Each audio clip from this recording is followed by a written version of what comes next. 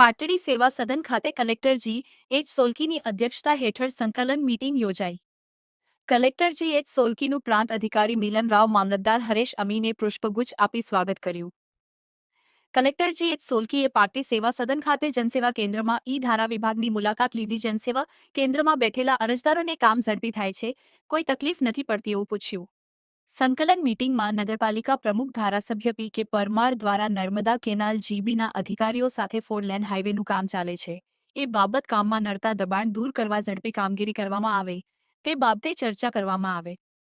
વિવિધ વિભાગો દ્વારા ઝડપી કામગીરી કરવામાં આવે તેવી કલેક્ટર જી.એચ. સોલંકી દ્વારા સૂચના આપવામાં આવી.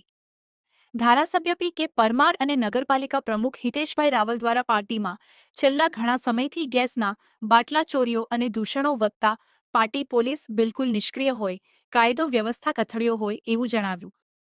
સંકલન સમિતિમાં વારંવાર પીજી.સીવીએલ નર્મદા પોલીસ વિભાગના પ્રશ્નો અંતર્ગત વધારે ચર્ચા કરવા આવે છે, છતાં અધિકારો આંખ આડા કાન કરી રહ્યા છે.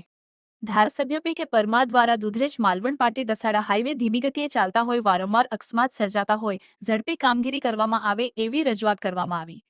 ચોમાસુ પ્રી મોન્સૂન અંતર્ગત ઝડપી કામગીરી હાથ ધરવામાં આવે એવી P.G.V.C.L ને સૂચના આપવામાં આવી. કલેક્ટર ઝીંઝુવાડા રાજબાઈમાં વચરાજ દાદાધામા શક્તિ માતાજીએ દર્શન કરી ખારાગોડા હાઈસ્કૂલ ખાતે રાત્રિ સભા ગ્રામજનો સાથે કરશે. મીટિંગમાં સરકારની વિવિધ યોજનાઓની ચર્ચા કરવામાં આવી. આ તકે સરકારી વિભાગોના તમામ અધિકારીઓ દસાડા લખતર ધારાસભ્ય પી કે પરમાર, નગરપાલિકા પ્રમુખ હિતેશભાઈ રાવલ, તાલુકા પંચાયત પ્રમુખ નબુબેન નાનુભાઈ ચાવડા ઉપસ્થિત રહ્યા હતા. SH24 ન્યૂઝ ગુજરાતી સાથે મિનહાજ મલિક, સુરેન્દ્રનગર. આજે પાટડી તાલુકાની મુલાકાત લઈને તાલુકા સંકલનમાં હાજર રહી તાલુકાના પ્રશ્નો વિશે સમજ પણ મેળવી.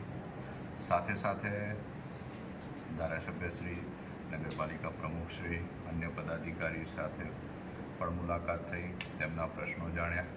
તેમજ તમામ અધિકારીશ્રીઓ સાથે સરકારશ્રીની જે નેમ છે એ પ્રમાણે જનસેવા કેન્દ્રો વ્યવસ્થિત ચાલે, 24 કલાકમાં દાખલાઓ મળી જાય લોકોને, અનુસૂચિત જાતિ જનજાતિના જે કોઈ પ્રશ્નો છે એ પ્રશ્નો પણ પૂરતી સંવેદનશીલતાથી ઉકેલવામાં આવે અને જે રોડ, રસ્તા, પાણી, ગટર અને વીજળીના જે પ્રશ્નો આગામી ચોમાસામાં ઉદ્ભવે એનું પણ ઇમરજન્સીના ધોરણે હાથ ઉપર કામ લઈ અને કેવી રીતે ઝડપથી નિકાલ થઈ શકાય તે વિશે વિશેષ ચર્ચા કરવામાં આવી.